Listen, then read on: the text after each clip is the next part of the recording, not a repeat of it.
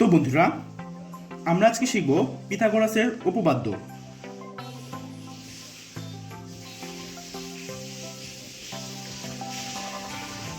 পিথাগোরাসের উপপাদ্য। আসলে পিথাগোরাসটাকে পিথাগোরাস হলেন খ্রিস্টপূর্ব 6ষ্ঠ শতাব্দীর গ্রিক দার্শনিক পিথাগোরাস। তিনি আমাদেরকে সমকোণী ত্রিভুজটা কি, যার একটা কোণ হচ্ছে সমকোণ, এই সমকোণী ত্রিভুজের উপর মানে ত্রিভুজের বিশেষ বৈশিষ্ট্যের উপর নিরূপণ করে আমাদেরকে তিনি একটি সূত্র প্রদান করেছেন। সেই সূত্রটি কি? সূত্রটি হলো অতিভুজ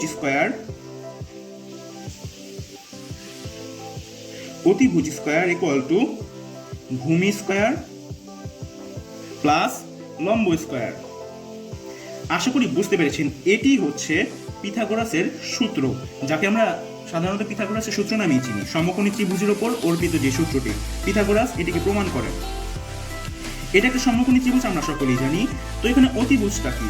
অতিভুজ হলো এবি। এখন আপনারা বলতে পারেন, কেন ভাই অতিভুজ এসি কেন হলো না, বিসি কেন হলো না, কেনই বা এবি হবে? আচ্ছা, অতিভুজ জিনিসটা কি? অতিভুজ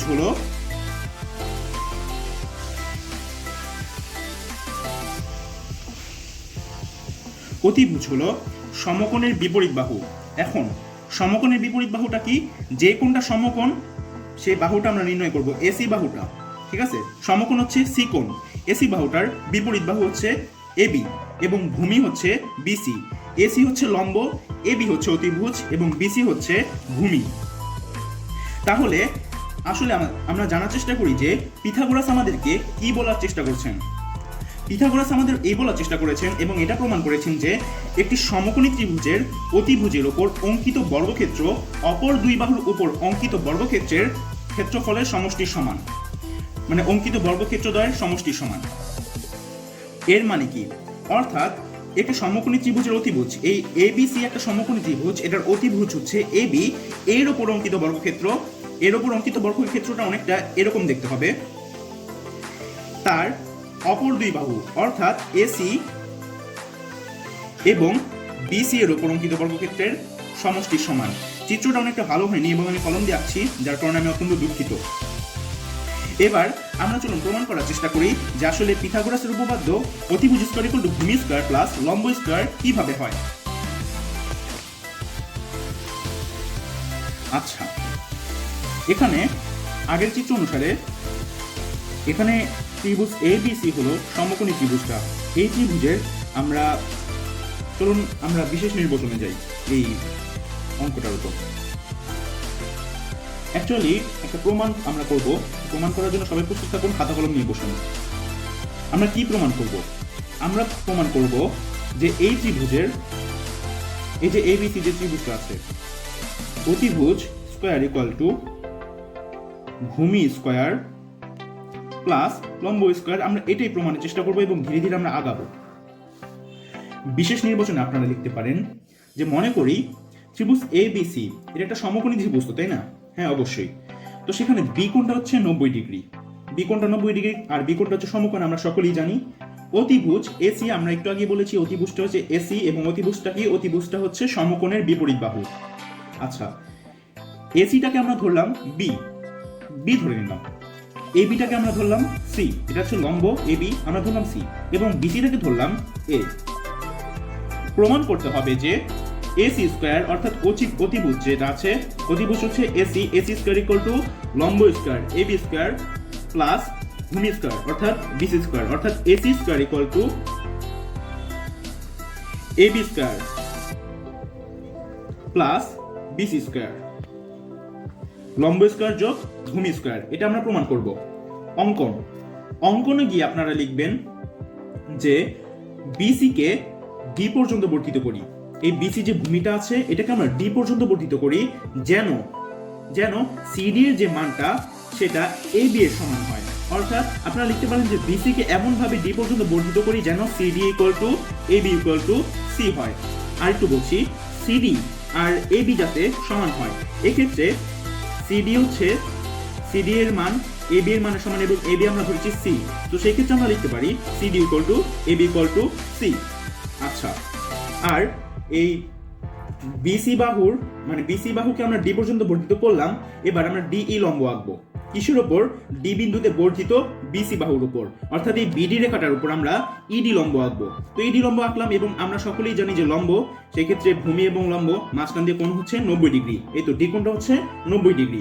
তো আমরা ডিই লম্ব আঁকি, এমন ভাবে এটা আমরা আঁকবো যেন DE equal to BC equal to A হয়। আমরা বিসি এর মান ধরেছিলাম এ, তো সেই ক্ষেত্রে আমরা ডিই, যেহেতু ডিই লম্ব বিসি লম্বে মানে বিসি এই ভূমির সমান, তো ডিই লম্ব বিসি লম্ব সমান হবে এবং এদের মান হবে এ এ। আচ্ছা, এবার এই সিই বাহুটা আপনারা যখন আঁকবেন তখন এই যে সিই বাহুটা এটা আপনাদেরকে যোগ করতে হবে। তো আমরা লিখবো সি কমা ই যোগ করি এবং এ কমা ই যোগ করি, কারণ এটা তো আগে থেকে যোগ করা ছিল না, তাই না? তো সেক্ষেত্রে আমরা এটা অবশ্যই যোগ করে নিব। সি কমা ই যোগ করি এবং এ কমা ই যোগ করি। তো চলুন এবার প্রমাণে যাওয়া যাক। এতক্ষণ আমরা শিখলাম হচ্ছে বিশেষ নির্বাচন এবং অঙ্কন, এবার যাব আমরা প্রমাণে। ধাপ 1-এ আপনারা লিখতে পারেন এই যে এখানে দুটো ত্রিভুজ রয়েছে, এখানে অবশ্য তিনটা ত্রিভুজ, কিন্তু আগে আমরা দুইটা ত্রিভুজ নিয়ে আলোচনা করব এবং 3 নাম্বার যে আসলে সমকোণী ত্রিভুজ সেটা প্রমাণ করার চেষ্টা করব, অর্থাৎ এসিই ত্রিভুজটা যে সমকোণী ত্রিভুজ সেটা প্রমাণের চেষ্টা করব। তো সেই ক্ষেত্রে ত্রিভুজ এবিসি আমরা বলতে পারি ত্রিভুজ এবিসি এবং ত্রিভুজ সিডিইএ, এদের এই দুইটা ত্রিভুজে AB equal to CD equal to C. আমরা আগেই বলেছি AB equal to CD equal to C C. আচ্ছা, বিসি ইকুয়াল টু কি হবে বলুন তো? ইডি না? BC equal to ED equal to A A. BC equal to ED equal to A. আচ্ছা, এবং একটা এদের মধ্যে অন্তর্ভুক্ত কোণ রয়েছে, বলতে পারবেন কি সেটা কোনটা? সেটা হচ্ছে এবিসি কোণ এবং ইডিসি কোণ, অথবা আপনারা বলতে পারেন এবিসি কোণ এবং সিডিই কোণ বা ইডিসি কোণ একই কথা। এবং আমরা লিখতে পারি অন্তর্ভুক্ত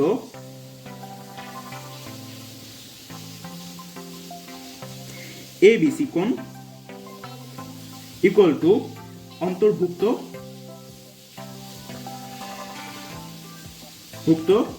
সিডিই কোণ বা ইডিসি কোণ। আচ্ছা, এখন আপনারা তো অবশ্যই জানেন যে কোনো একটা মানে কোনো দুইটা ত্রিভুজের যদি তিনটা জিনিস আমরা সমান করতে পারি তবে সেই ত্রিভুজটা অবশ্যই সর্বসম হবে। এখানে আমরা কি কি সমান করলাম? আমরা দুইটা বাহু এবং একটা কোণ সমান করলাম।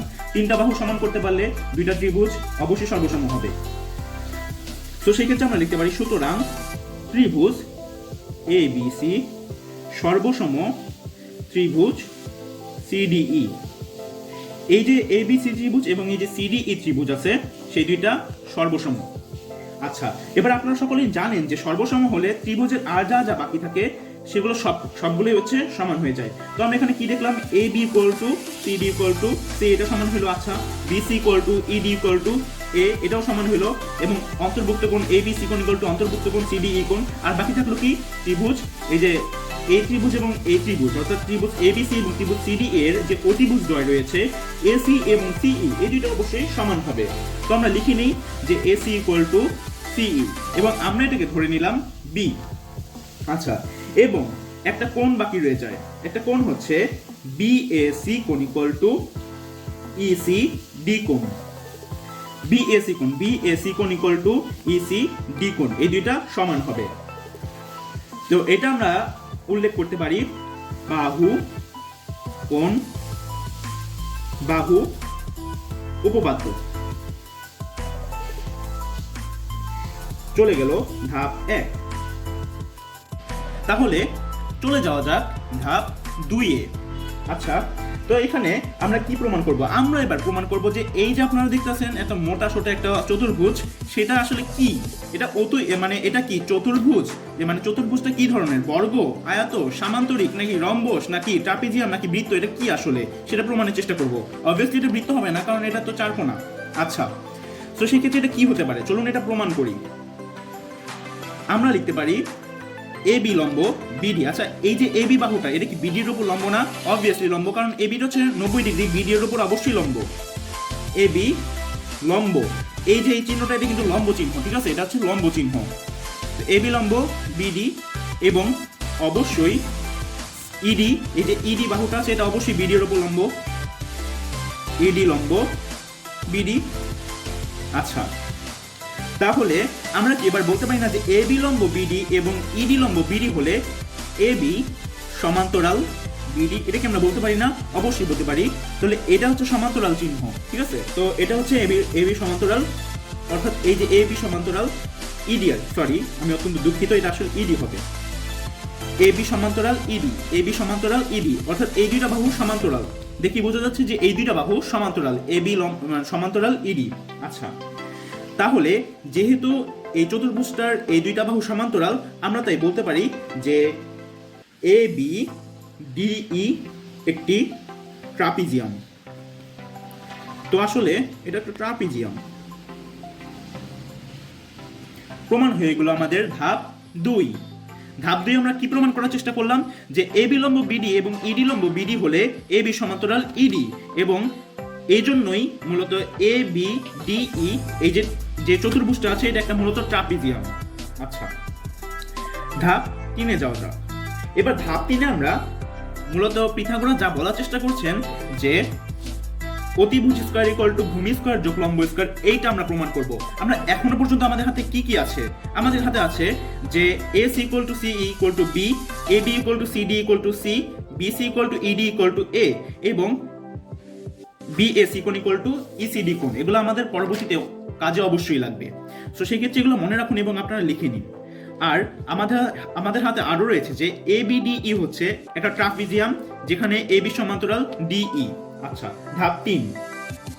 তদানুসারে আমরা লিখতে পারি যেহেতু এবিডিই একটি ট্রাপিজিয়াম, সেক্ষেত্রে আমরা লিখতে পারি এসিবি কোণ প্লাস বিএসি কোণ, অর্থাৎ এসি মানে এসিবি কোণ প্লাস বিএসি কোণ, বিএসি কোণ, এসিবি কোণ প্লাস বিএসি কোণ ইকুয়াল টু এসিবি কোণ প্লাস ইসিডি কোণ, এসিবি কোণ প্লাস ইসিডি কোণ। কারণ আমরা লিখতে পারি যে সুতরাং বিএসি কোণ ইকুয়াল টু ইসিডি কোণ, বিএসি কোণ ইকুয়াল টু ইসিডি কোণ, এটা আমরা লিখতে পারি। আচ্ছা, তাহলে যেহেতু এই কোণগুলো সমান এবং এই কোণগুলোর মান কত জানেন? এই কোণগুলোর মান হচ্ছে 90 ডিগ্রি। এসিবি কোণ প্লাস বিএসি কোণ। আচ্ছা, এই যে এই ত্রিভুজটা আছে সমকোণী ত্রিভুজের এবিসি কোণটা যদি 90 ডিগ্রি হয়, আমরা জানি একটা ত্রিভুজের মোট কোণ কত, মানে 3 কোণের সমষ্টি হচ্ছে 180 ডিগ্রি। তো এটা স্বাভাবিকভাবেই বোঝা যাচ্ছে যে এবিসি কোণ যদি 90 ডিগ্রি হয়, এসিবি কোণ প্লাস বিএসি কোণ এই দুটোর মান কি হবে? 90 ডিগ্রি তো হবে, তাই না? তাহলে আমরা এটা লিখতে পারি যে এসিবি কোণ প্লাস বিএসি কোণ ইকুয়াল টু এসিবি কোণ প্লাস ইসিডি কোণ এক সমকোণ, যেহেতু বিএসি কোণ ইকুয়াল টু এসিডি কোণ মানে ইসিডি কোণ। আচ্ছা, তাহলে এখন সুতরাং এসি কোণ ইকুয়াল টু এক সমকোণ। এই এসি কোণটা এক সমকোণ কেন? কারণ হচ্ছে এই এসিবি কোণ প্লাস বিএসি কোণ ইকুয়াল টু ইসিডি কোণ প্লাস এসিবি কোণ, এগুলো যেহেতু এক সমকোণ, সুতরাং বাকি থেকে হচ্ছে এসিই কোণটা। এই এসিই কোণটা তাহলে কি হবে? এক সমকোণই তো হবে। তার মানে এসি ত্রিভুজটা, এসিই ত্রিভুজটা এটা হচ্ছে সমকোণী ত্রিভুজ, সুতরাং এসিই ত্রিভুজ সমকোণী, সমকোণী ত্রিভুজ। সমকোণী ত্রিভুজ কেন? কারণ এর এসিই কোণ অর্থাৎ সি কোণটা হচ্ছে সমকোণ। আচ্ছা, তাহলে এখন আমরা ধাপ 2 শেষ করলাম, ধাপ 3 শেষ করলাম, এবং আমাদের হাতে অনেকগুলো তথ্য আছে। সেই তথ্যগুলোর আলোকে এবার আমরা প্রমাণ করব যে আসলে পিথাগোরাস ভাই আমাদের কি বলার চেষ্টা করেছেন। ধাপ 4 এবং সর্বশেষ ধাপ। ওকে, এখানে আমরা 3টা ত্রিভুজ দেখেছি। বলুন তো কি কি মানে আমরা কি কি ত্রিভুজ এখানে জানি? কি কয়টা ত্রিভুজ আছে? 3টা। এবং সেগুলো কি কি বলতে পারবেন? সেগুলো হচ্ছে এবিসি ত্রিভুজ, সিডিই ত্রিভুজ এবং এসিই ত্রিভুজ, 3টা ত্রিভুজ। আচ্ছা, এবার আমরা তো জানি যে একটা সমকোণী ত্রিভুজের মানে ক্ষেত্রফল কত, মানে ক্ষেত্রফল কিভাবে নির্ণয় করতে হয়, সেটা হচ্ছে হাফ ইন্টু ভূমি গুণন উচ্চতা। এটা আমরা সকলেই জানি। তো আমরা এই 3টা ত্রিভুজের আগে ক্ষেত্রফলটা একটু নির্ণয় করার চেষ্টা করি, দেখি পারি কিনা। ত্রিভুজ, প্রথম ত্রিভুজটা হচ্ছে এবিসি ত্রিভুজ। ত্রিভুজ এবিসি এর ক্ষেত্রফল,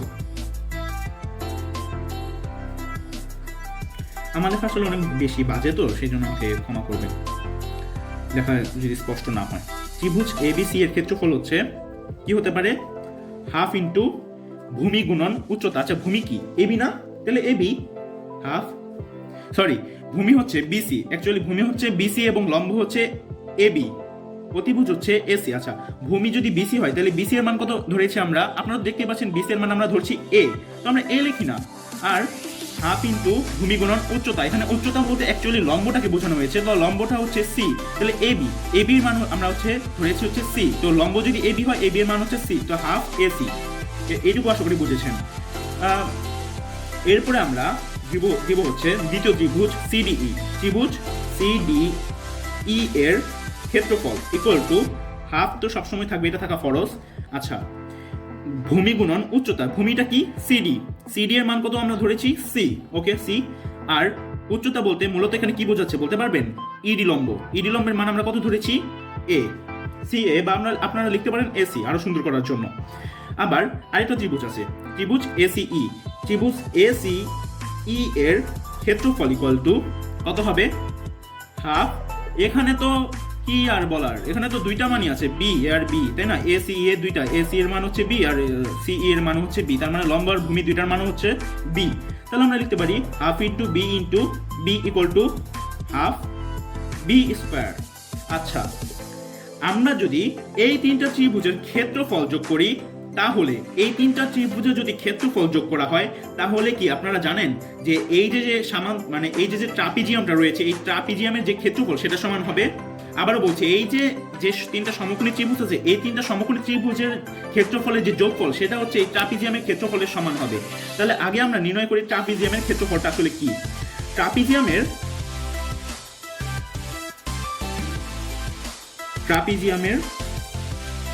ক্ষেত্রফল নির্ণয়ের একটা সূত্র আছে, ইকুয়াল টু, কি সূত্রটা? হাফ ইন্টু, এখানেও হাফ, তাই না? আচ্ছা, হাফ ইন্টু সমান্তরাল বাহুদ্বয়ের ক্ষেত্রফল, মানে সমান্তরাল বাহুদ্বয়ের যোগফল, সমান্তরাল বাহুদ্বয়ের যোগফল। আবারও বলছি, হাফ ইন্টু সমান্তরাল বাহুদ্বয়ের যোগফল। এখানে আমরা আগেই বলেছিলাম যে সমান্তরাল বাহু রয়েছে দুইটা সমান্তরাল বাহু কি? এবি এবং মানে ইডি, এবি এবং ইডি, আমরা ধাপ 2-এ সেটা প্রমাণ করেছি। এবি এবং ইডি হচ্ছে সমান্তরাল বাহুদ্বয়, ভালো করে মনে রাখবেন, এবি এবং ইডি সমান্তরাল বাহুদ্বয়।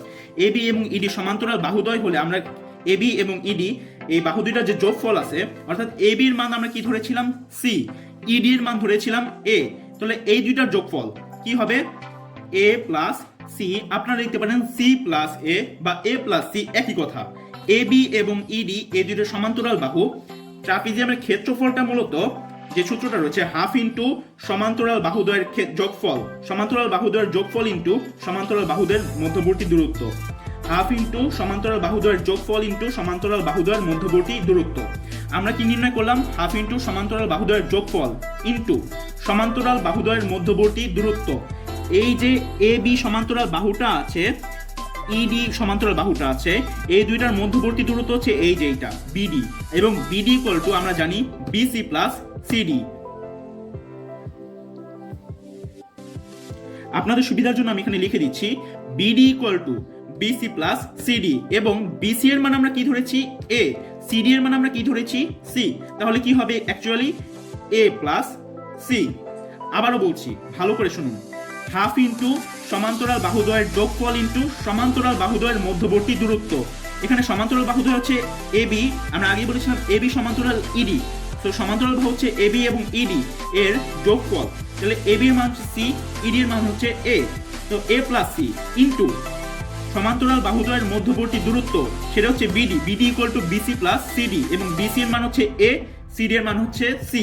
তাহলে আমরা লিখতে পারি half into A plus C into A plus C.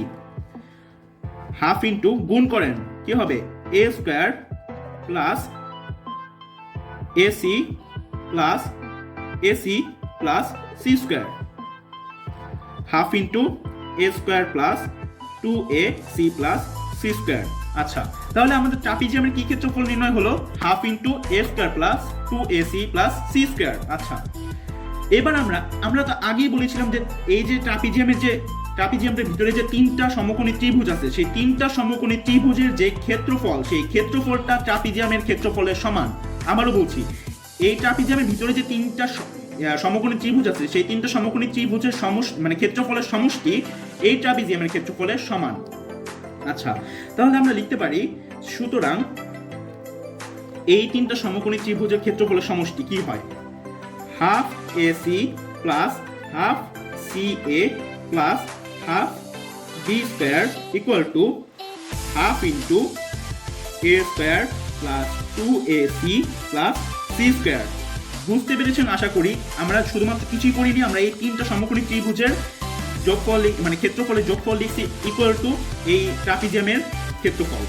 আচ্ছা, কি করা যায়, এখান থেকে হাফ কমন নেওয়া যায়, হাফ কমন নিলাম, হাফ কমন নেওয়ার পরে AC প্লাস AC, এই সি এ দিয়ে আমরা AC লিখলাম plus B square equal to half into A square plus 2AC plus C square.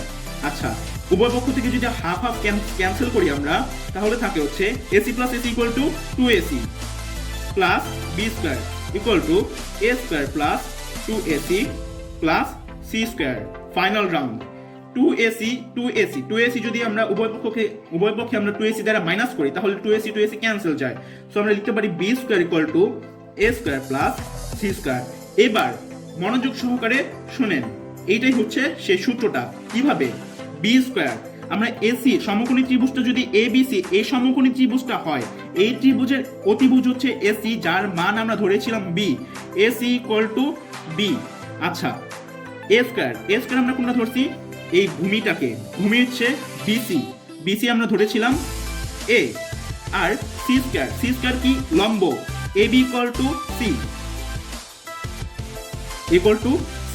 আমরা তার মানে লিখতে পারি যে এখানে এই যে এই তিনটা বাহুর মান অনুসারে আমরা লিখতে পারি B square equal two AC square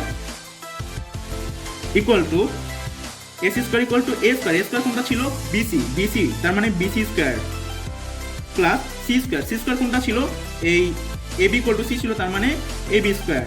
আচ্ছা, এবার দেখেন ACটা কি আসলে অতিভুজ, BCটা কি আসলে ভূমি, এবং ABটা হচ্ছে লম্ব। সো আমরা কি প্রমাণ করতে পেরেছি যে অতিভুজ স্কয়ার ইকুয়াল টু ভূমি স্কয়ার যোগ লম্ব স্কয়ার, যেটা আমরা মূলত প্রমাণ করতে চাচ্ছিলাম।